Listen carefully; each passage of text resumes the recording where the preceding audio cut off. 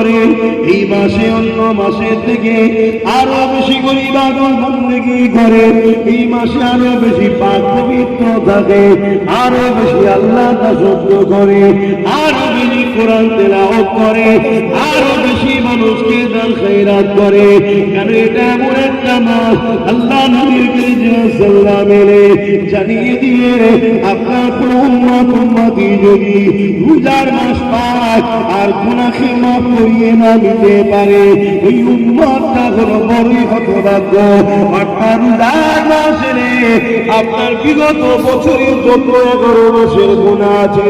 ওই সমস্ত ছোট বড় গুনাহকে আল্লাহ পাক মাফ করে দেয়। الصوم لي وعلى صيامها رزقنا আমার খাস ইবাদত রোজাদার রাখে আমি আল্লাহ পাক নিজে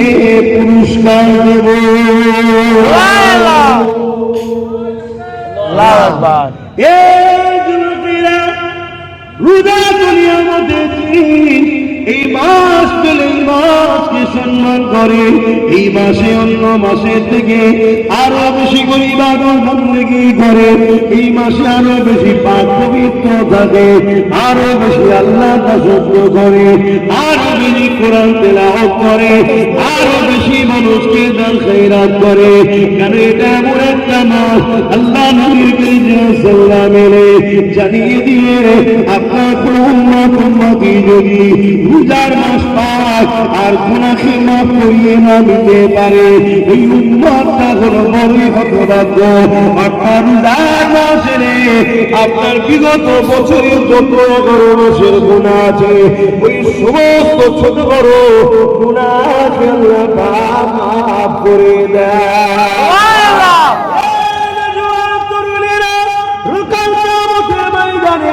আল্লাহ রোজাকে একটা সুন্দর আকৃতি দেবে, এক সুন্দর আকৃতি তাকে দেবে। এই সময় রোজা আল্লাহ পাকে আশা দিবে কি হাঁটাহাঁটি করতে লাগবে। আমার আল্লাহ পাক ওই সময় বলতে লাগবে, আমার পাক শোন, তুমি কি আমার কাছে কিছু চাও? ওই সময় রোজা বলতে লাগবে,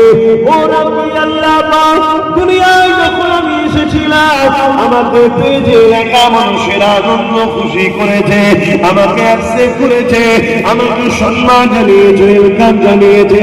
আমি রোজাকে পেয়ে যারা খুশি করেছে, রোজা রেখেছে, আজকের কঠিন দিনে যেদিন বাপ ছেলে নয় ছেলে বাপের নয় কেউ করো না, এই কিয়ামতের দিন কঠিন দিনে আল্লাহ আমি চাই আমার প্রেমিকদের ঘরে আপনি জান্নাতি করে দেন। রাসূলুল্লাহ জানিয়ে দিলে যারা রোজার মাসের আদব করেছে, রোজা রেখে রোজার মাসের আদব করেছে, নোংরা কথা না বলে রোজার মাসের আদব করেছে, তিন গরিবদেরকে দান খয়রাত করে রোজার মাসের আদব করেছে, সিজদা দিয়ে রুকু দিয়ে রোজার মাসের আদব করেছে, কোরআন তেলাওয়াতের মধ্যে দিয়ে রোজার মাসের আদব করেছে, ঘুরতে ফিরতে তাসবিহ দরুদ পড়তে পড়তে আল্লাহ নবী জানিয়ে দিলে কাল কিয়ামতের ময়দানে ওই রোজার উসিলা করে আল্লাহ পাক রোজার সওয়াবের বিনিময়ে এই রোজাদারকে আল্লাহ পাক জান্নাতি বানিয়ে দেবে। সুবহানাল্লাহ।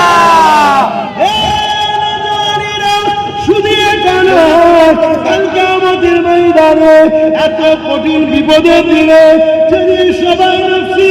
নফসি নফসি আমার কি হবে, আমার কি হবে, আমার কি হবে, যেদিন বাপ ছেলে নয় ছেলে পাবেন না, কেউ কারো হবে না, এই কিয়ামতের ময়দানে একজন মানুষকে আল্লাহ নিশ্চিন্তার সাজিমের উপরে জান্নাতি খানা খাওয়াবে। সময় ফেরেশতারা বলতে লাগবে, ও রব্বি আল্লাহ পাক, ইনা আপনার কোন বান্দা যারা এত আরাম আয়েশের মধ্যে আর এই কঠিন বিপদের দিনেও তারা নিশ্চিন্তায় জান্নাতি খানা খেতে লেগেছে। আমার আল্লাহ পাক বলতে লাগবে, ওরে আমার ফেরেশতারা, এরা হলো আমার বান্দা বান্দি যারা দুনিয়ায় হাটে গেছে, বাজারে গেছে, আরো 50টা লোক খেয়েছিল, এদেরও খাবার ক্ষমতা ছিল, এরা খেলে দুনিয়ার কেউ কিছু বলতো না, এদের কাছে অর্থ ছিল, খাবারও ছিল, কিন্তু আমি আল্লাহ খুশি হব না, নারাজ হয়ে যাব। আমার খুশির জন্য এরা কেউ খাইবে,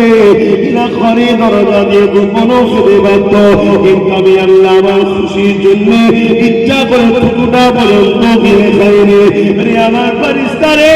আবার সারাদিন ধরে কঠিন রোদের মধ্যে রোজা রেখে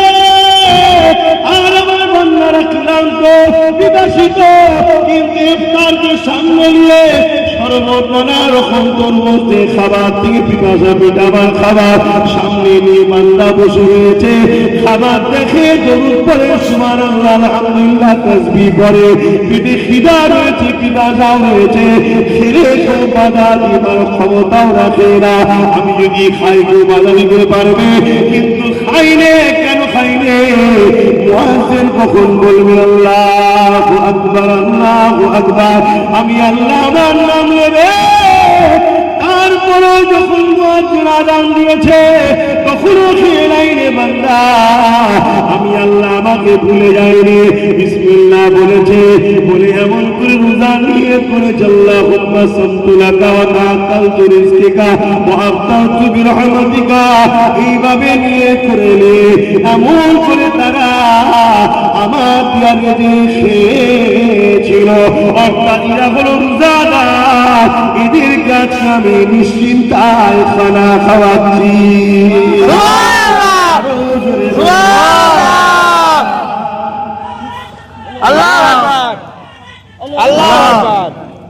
দেখো আমার ভাইরা, মিস করো না,